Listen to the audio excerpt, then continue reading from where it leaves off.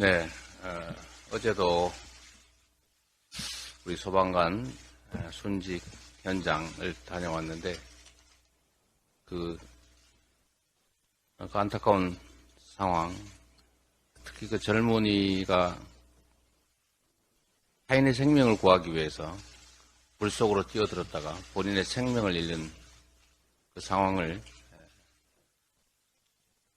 상정해 보니까 참으로 마음이 아팠습니다. 소방관들에 대한 처우 개선이나 또 근무 환경 개선에 좀 더 많은 관심과 정책적 지원이 있어야 되겠다는 생각을 했습니다. 특히 지금 과학기술이 엄청나게 발달했고 무인 로봇들도 매우 실용적으로 사용되고 있는데 인명구조 수색 현장에 그런 부분에 대한 R&D 지원이나 또 연구개발을 통해서 구조 로봇도 활성화할 수 있지 않을까 하는 생각이 들었습니다. 또 한 가지 제가 거기서 연상된 것이 우리 해병대원 순직 문제였습니다. 역시 우리 국민들을 위해서 헌신하다가 본인의 생명을 잃은 대표적인 사안인데 이 문제는 우리 국가의 책임이 또 직접적 책임이 크지 않습니까? 근데 그 진상을 규명하는 과정에서 이런 얘기가 있었다고 합니다. 임종덕 당시 대통령실 안보 2차장이 김계한 사령관하고 2번 통화를 했는데 이 김계한 사령관이 통화 기록을 아마 제시하면서 이 임종덕 안보 2차장하고 통화한 기록은 삭제를 했던 모양입니다. 이게 정상적인 통화이거나 문제없는 통화면 삭제할 이유가 없지 않습니까? 명백한 불법행위의 증거가 드러난 것 같습니다. 그런데 이 대통령실의 사건 은폐 시도 또 진상규명 방해행위, 이건 명백한 중대범죄행위 아닙니까? 지금도 이 진상은 드러나지 않고 있습니다. 대통령실이 나서서 이 억울한 해병의 죽음, 그 진상규명을 방해했다는 것, 이게 사실이라면 이거 결코 용서할 수 없는 일 아니겠습니까? 그런데 국정조사도 지금 하지 않고 있습니다.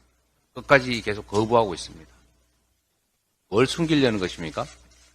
범죄 행위를 자인하는 것입니까? 특검을 거부하는 것도 마찬가지입니다.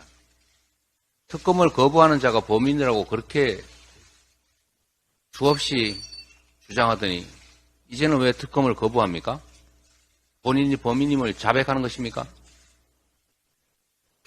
해병대 순직 사건 그리고 해병대 순직 사건 조사에 대한 방해행위, 은폐행위에 대해서 즉각적인 국정조사에 임하기 바랍니다.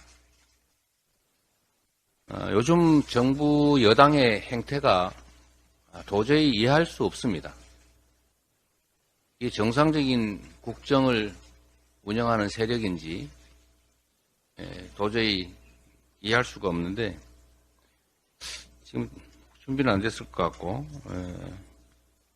그래요? 그거 한번 잠깐 보여드리겠습니다. 저도 한번 너무 어이가 없어서 한번 보여드리려고 합니다.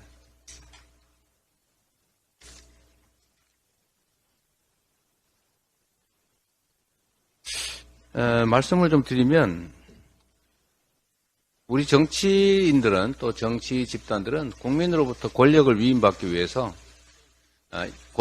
권한을 위임해 주시면 이런 일을 하겠습니다. 이렇게 약속을 합니다. 그걸 공약이라고 합니다.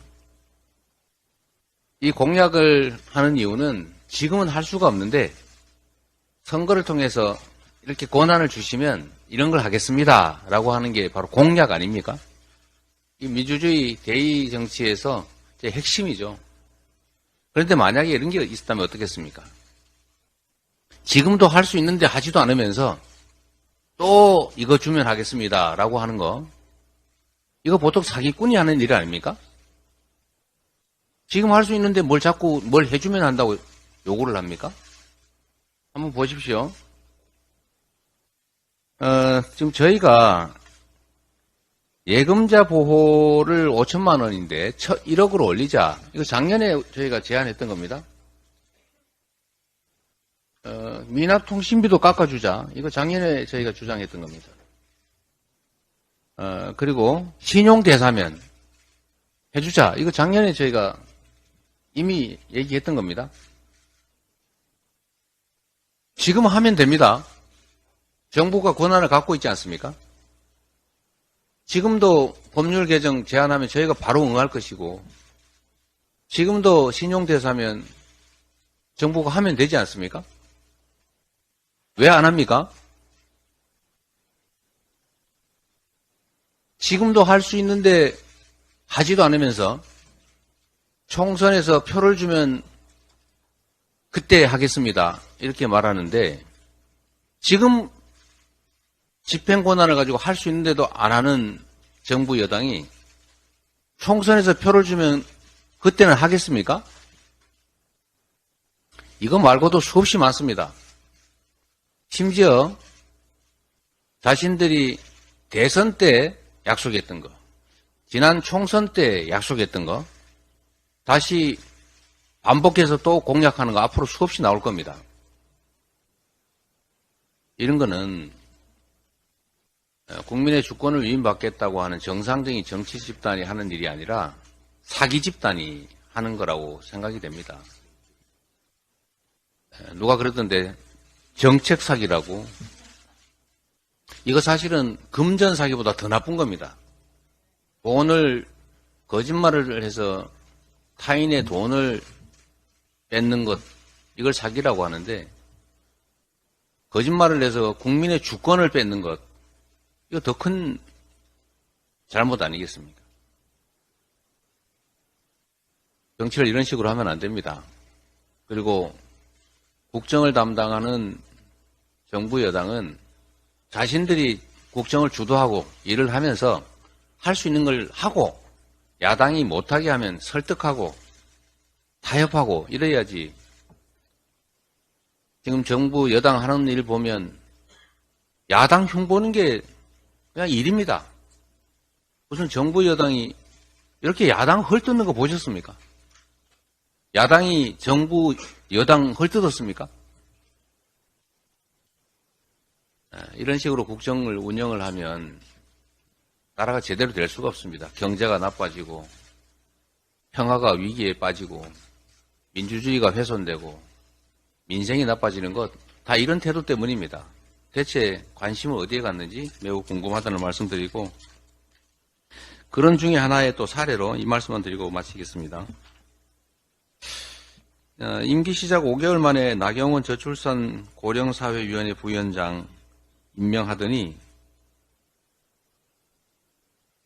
이번에 용산 당무 개입시키면서 석 달 만에 그만두지 않았습니까? 그런데 이번에 또 후임자가 아직 임기가 절반이나 남았는데 또 그만둔다고 합니다. 여당 공약개발본부장으로 영입을 했다고 합니다. 이 저출산 문제가 얼마나 심각한데 저출산에 대한 대책을 매우 심각하다면서 공약을 내면서 저출산을 맡는 정책 책임자는 이렇게 마구 바꿔치웁니다. 실제로 저출산 문제, 저출생 문제에 대해서 관심이 있습니까? 관심이 없기 때문에 이러는 것입니다. 맡겨진 정치 권력을, 국가 권력을 자신들의 정치적 이익을 위해서 남용을 하느라고 이 국정을 팽개치는 것 아니겠습니까? 이렇게 하지 말라는 말씀 드립니다. 이거 국민들이 용서하지 않을 것입니다. 이상입니다.